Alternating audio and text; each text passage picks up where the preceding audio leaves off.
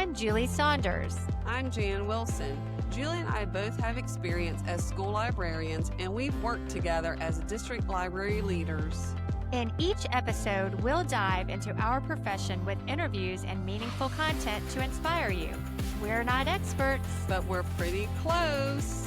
The ideas and opinions shared by any host, guest, or listener are their own and do not represent those of any respective school district. Welcome to Library Exchange. This episode is sponsored by Mackin. For over 40 years, Mackin has provided pre-K through 12th grade libraries and classrooms with access to over 4 million printed and digital fiction and nonfiction titles. The 26-time multi-award winning digital content management system, Mackin Via, along with divisions Mackin Library, Mackin Classroom, Mackin Maker, Mackin Learning, and the brand new whole school resource management system, Mackin Vision, help to create a truly unique and robust educational resource company that schools and educators have relied on year after year. For more information, visit mackin.com today. Hi, Jan. Hello, Julie. So in case you didn't notice, it's the end of September already. So everyone listening, they should already be back in school now. We start so early in Georgia that I'm looking forward to fall break already. I know. Well, speaking of looking forward, Julie and I want to let everyone know that we will be at the AASL conference in St. Louis, and that's October 16th through the 18th. And we have a table, not a booth. We're not rich enough for a booth, but in the exhibit area. So we want to meet you in person, so please stop by. Yes, please stop by our table. If you're not familiar, the AASL National Conference is the only national conference focused solely on school librarians. It occurs every other year. It's great for networking and professional learning. It is. I mean, Julie, you know what I'm about to say, right? I know exactly what you're going to say. So I've only been to AASL once. That would have been in 2023. Best conference ever. I think I've heard that a few times. And poor Julie was stuck sick in her room for the entire conference. So this will actually be my official first AASL, but I've heard all about it for 2 years, and I cannot wait to attend my first one. Oh, yeah, I just had to throw that in there. That's a good story for me. Everywhere we go, Julie's like, stop saying that. But it really is. It really is. Okay, Jan, let's get to our guest. Today, we are joined by librarian Amy Brownlee. Amy was named the 2017 Kansas School Librarian of the Year. She serves on the Executive Council of the Kansas Association of School Librarians. Amy is a former language arts teacher with 25 years experience as a school librarian. If you type her name into any search engine, you will see multiple published articles and presentations. And Amy is known to take a teacher study trip in the summer whenever possible, and we can't wait to hear more about that. Welcome to Library Exchange, Amy. Thank you so much for inviting me. Awesome. To get us started, can you tell us about your school, including number of students, staff, demographics, and any other details that might provide our listeners with some context? Sure. I am the pre-K through 12 librarian for Sterling Public Schools, which is a very small rural district in central Kansas. I have a pre-K through 6 building and a 7 through 12 building. District-wide, we have 500 students. Now, I know lots of people have a single building with more kids than that, but we really love our small town atmosphere. It really does feel like a family. I get to know these kids. Sometimes they're in our building in preschool when they're 3 and 4 years old. And a lot of them, we follow them all the way up until they graduate. And then it's really fun to see what they do after they have graduated and flown off into the world. We have 2 teachers for each grade level. So around probably 35 to 40 is kind of an average number of kids within a grade level. Oh, that's Wow. fantastic. I can't Wow. imagine the connections you get to make and build the relationships. That's awesome. Yes, and I've been here long enough that I have children of former students. Whoa. That's great. When people used to say those things when I was younger, I was like, "Man, you're old." But it happens to all of Yep, us. all of us. Um, Yep. that's great. What Amy, we've heard how successful you are in locating and writing grants, which is really what we want to dive into first. What types of grants and funding have you been able to secure? I am always looking for funds to supplement my library budget because, as we all know, the money that we get from our districts it's not enough to meet all of the needs that we have for our learners. So I am especially always looking for grants for books, grants for technology, grants for professional development. Those are kind of 3 areas that I really watch for. I have applied to lots of kind of big national grants that I did not get. Oh, Um, so I have really kind of found a niche looking for grants that are local within our county, within our region here in Kansas. So I would really watch the newspaper and I would look for, is there a company or an organization that's giving money to community groups? So I noticed that our local gas company, Midwest Energy, was giving out grants twice a year. And so I started applying and they are very generous. I've gotten numerous grants from them, a dozen or more. And as you complete your grant applications, you kind of learn what they like to fund and what they don't. So anytime I have asked them for books, that has been a yes. Anytime I hmm. have asked for science-based STEM equipment, hands-on equipment for my elementary kids, that has been a yes. If I asked for technology like iPads or something like that, they did not fund that. So Interesting. I really try to keep track. What have I asked for? What did they say yes to? What did they say no to? I could see they love to fund books. And so I always would try to put forward a good grant application for books. And so up to twice a year, I have been able to get funding from them. We're also really lucky where we live in Kansas that we have regional library systems that provide a lot of resources. I am in the South Central Kansas library system, and they have really incredible grant opportunities. They have continuing ed grants, they have technology grants. Whenever we were ready to upgrade our library automation software, we were able to get grants from them. They are very user friendly applications. Hmm. Another tip that I would give to people is save your grant applications and then tweak them and change them to match whatever organization you are applying through. So I have the description of my library. So it's our demographics. Here's how many students. Here's how many staff. Here I have our library mission statement. These are our learning goals and how we meet that through the library. And then I show how what we're asking for matches our district mission statement and our library learning goals. And then once you have the outline of that, then you can customize it for different grant programs. Once you have that structure, it makes it easier in the future to make little changes and customize it for whatever it is that you're asking for. Definitely, because you don't need to reinvent the wheel and your mission and vision stays the same. Did you mention before when we spoke, you highlight the fact the librarian seeing every student and that you collaborate with teachers, you try to highlight that in your application?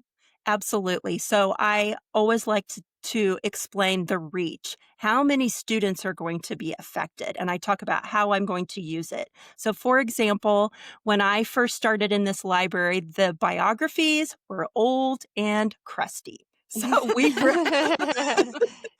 needed to get a good core of biographies And I also so I always think of the core as what are teachers going to be wanting as far as project type of books for kids to use within the curriculum. But I also want to get things that kids are interested in. So I want some things on Taylor Swift, and I want some things on the actors and the musicians that are going to interest them.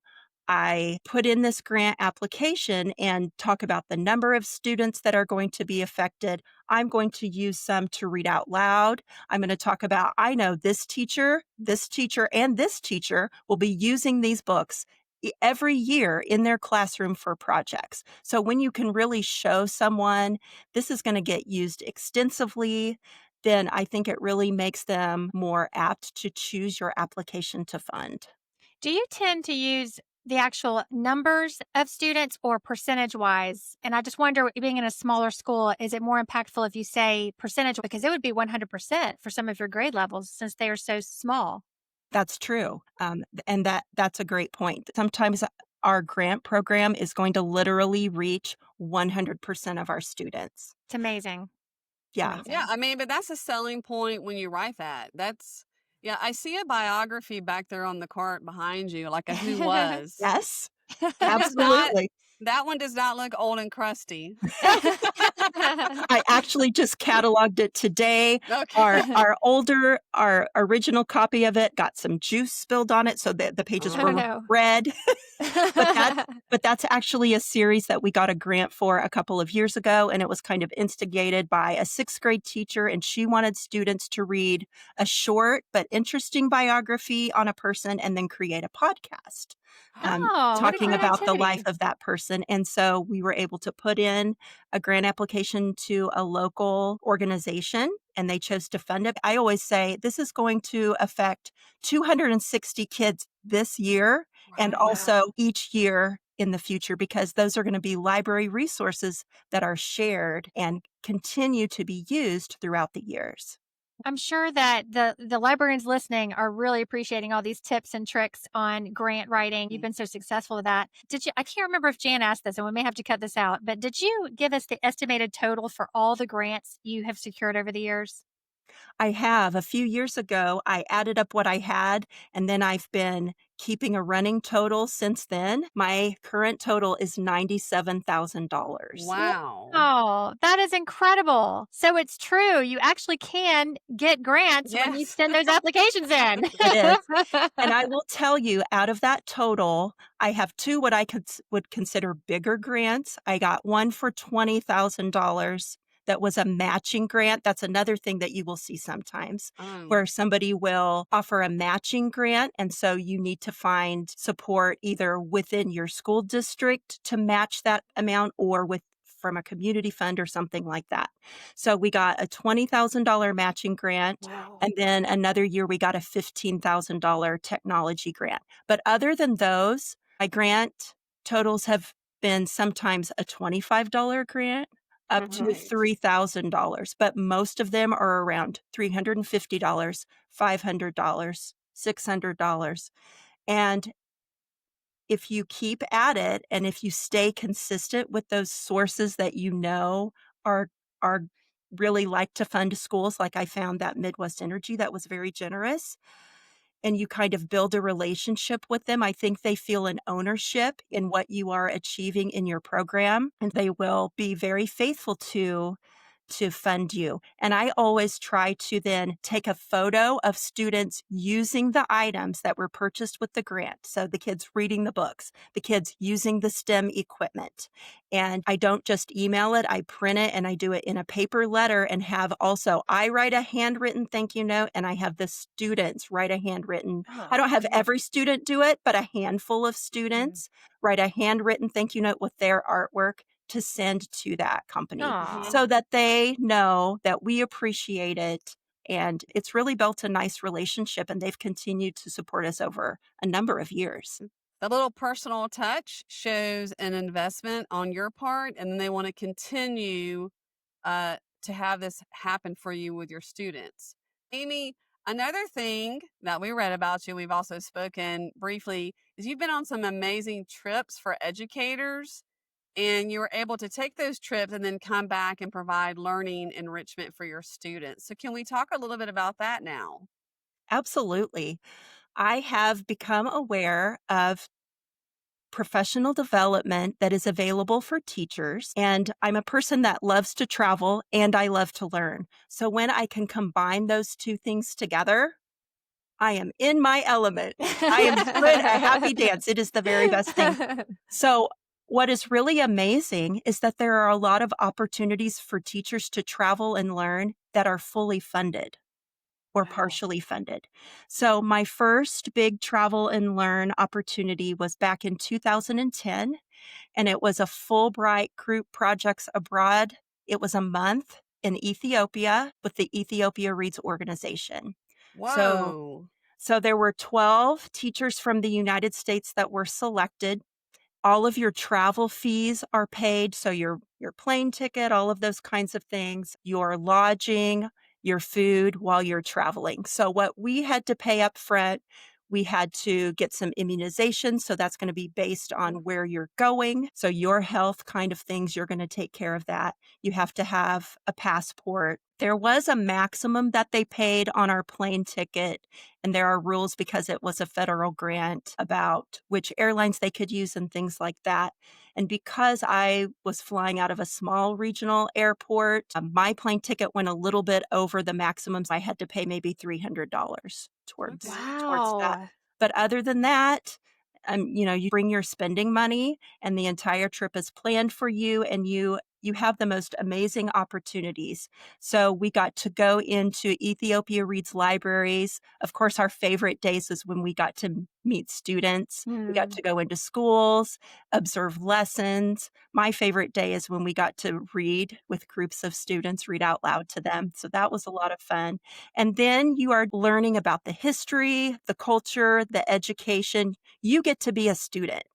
You get Right. to bask in the joy of learning. So it's really Oh, amazing. It just really revitalizes you, recharges your batteries. The Mhm. whole point of this trip was to learn about the culture of Ethiopia, and then you're going to bring that to back to your students through lessons.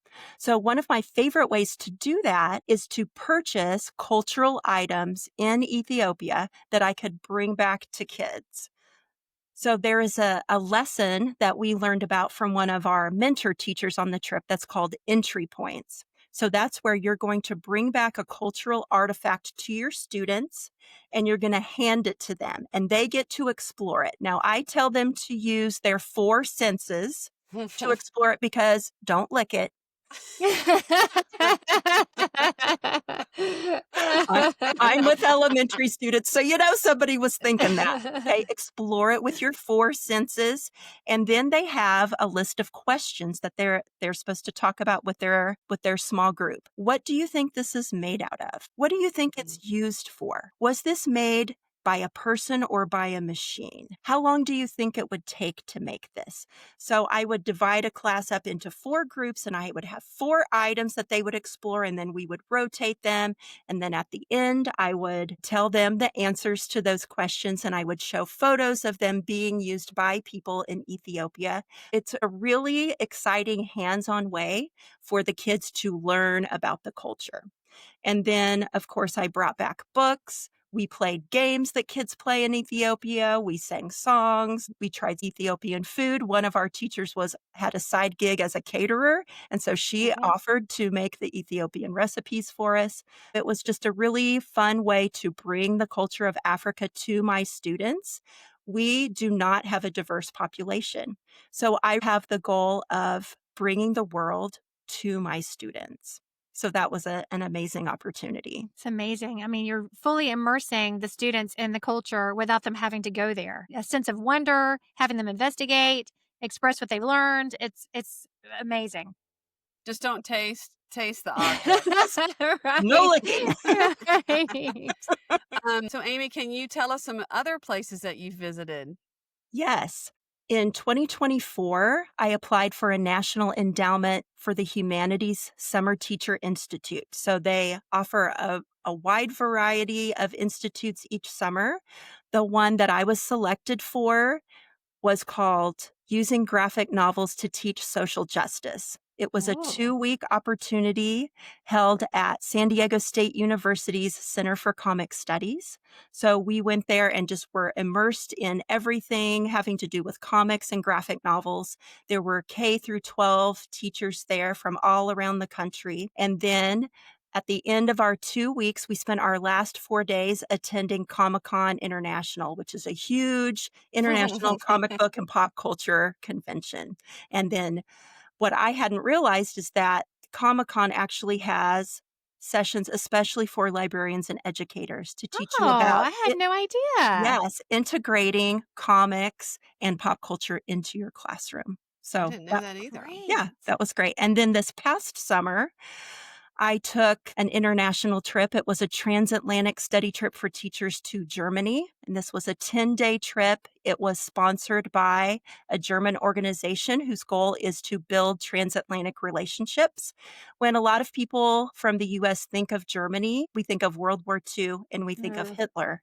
And Uh-huh. so they really wanted to educate people on modern Germany. So this was, again, teachers from all over the United States, and we met together and toured the country, focusing on education and history. We got to go into 3 different schools.